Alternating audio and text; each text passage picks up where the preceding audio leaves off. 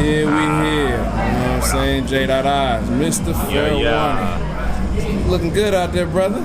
Appreciate it. You know what I'm saying? I almost want to call you Mr. Midwest, brother. Hey. You out here leading, brother. You know, trying to do the best I can. I respect. So how we feeling about the battle with Mr. Rexx, brother?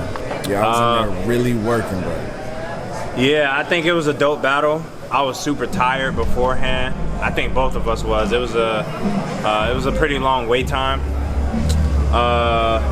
It was a last minute battle too. So I had like 2 days. I was like, all right, let me prepare for this. I think a lot of the stuff that I wanted to get out, I was able to, or at least the stuff that I did make and lab on. And then, you know, all the other rounds, it was just off the top. And I felt good about that too. That shit was buck. Absolutely, man. So how is it like mentally preparing for somebody like Rexx? I know that's definitely, you got to come with your A game. Yeah, I knew it was gonna be a tough battle. I just had to like hone in on what I knew my strengths were, and not really pay attention to his strengths, because of course, like everybody know, he makes killers with his hat and his shoes, and you know, anything he can get his hands on, any extra object, like he could turn that shit into a magic trick, right. You know. So I was just like, all right, I'm a come on some lavish shit. Like I'm a make sure that like within that like type of character, I'm gonna have lingo, and you know, my ground moves has always been my power. Right. So. Was you originally, if I'm not mistaken, I think you said before, you used to break, right? Yeah, I used to break, yep. I was a crumper first, and then in high school, there's this dude named B-Boy B.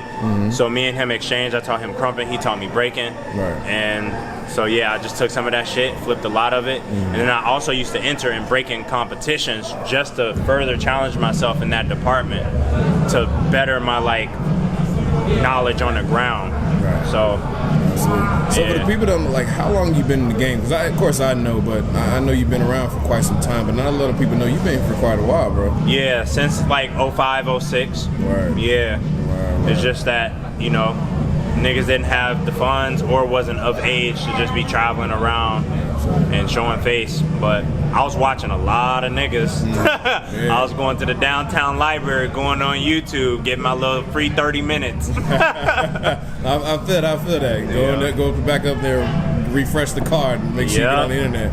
Yeah. Hey, man. So like, so not a lot of questions we get to ask people. Like, you know, you're definitely part of, you know, this generation in terms of like the new leaders and stuff like that. How is it being under Eyex, man? Is that like a lot of pressure, like expectation? Like, how is that for you? Yeah, definitely some pressure. Only because of like, especially when I first started, because everybody expected for me to be like hella crazy, because I became an Eyex out of nowhere to a lot of people, even to myself. Because he just pulled me to the side and asked me, and I was like, "Whoa, this is."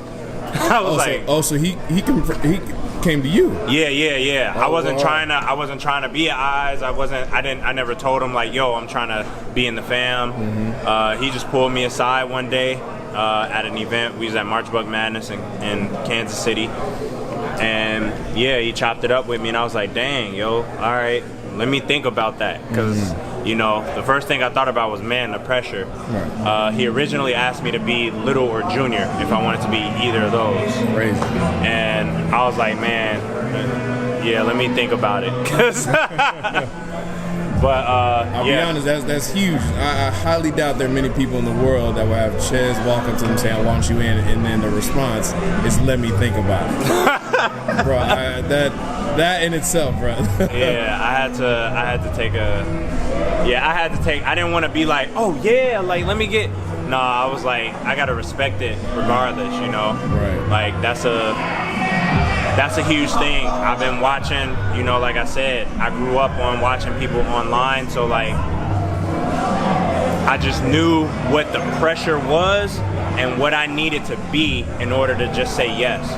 So once I did say yeah, I was like, you know, I was thinking you haven't had a Jdot before, so you know, if you down with me being Jdot, So you're the first. But like, yeah, so I'm the first. There's never been a Jdot Eyes. Man. So I wanted to just create my own lane and set myself away from that pressure of a little or junior, and then just build up what a Jdot Eyes would be. So there you go, man. Yeah. You definitely setting the mold, man. Like, definitely.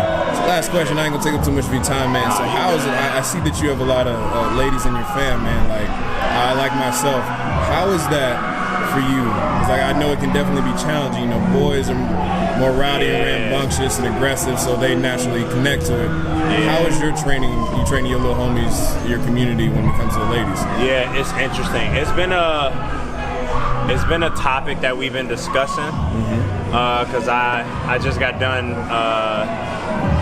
teaching like this 10-week program, and normally when I teach, mostly it's women in the class. And so I actually had Encore and Crucial do like a Zoom meeting with me and talk to some of the students, because I noticed that sometimes when I'm teaching ladies, I'm like almost telling them like how their body should be positioned. Right.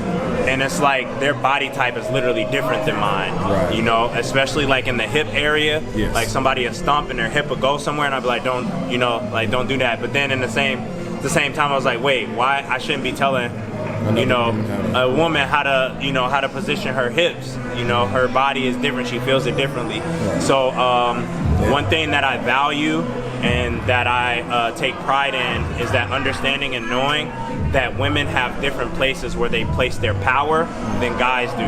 Right. And that's something that has to be appreciated, because, you know, what would Crump look like if a woman made it? I see. So that's what I think about. So for the ladies that are in my fam, I teach them, but then I push them to really find themselves in it, because I am a male.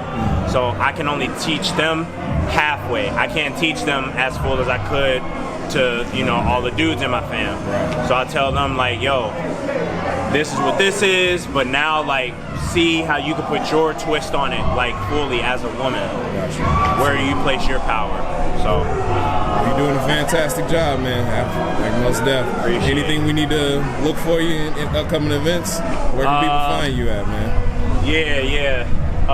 We are gonna be doing the Uprising 2021 next year. It was supposed to be this past summer, but you know, we already know what happened with that COVID and everything, just negated everybody's shit. Right. So, but yeah, we're doing a $1,000 cash prize.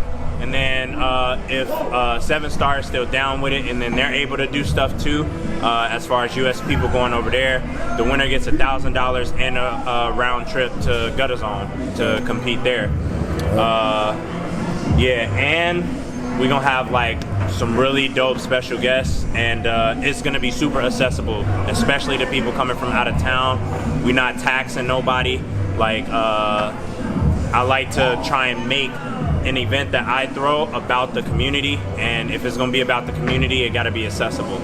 So both financially and like spatial wise. So yeah, appreciate it, man. We'll drop that information. Where they can find you at?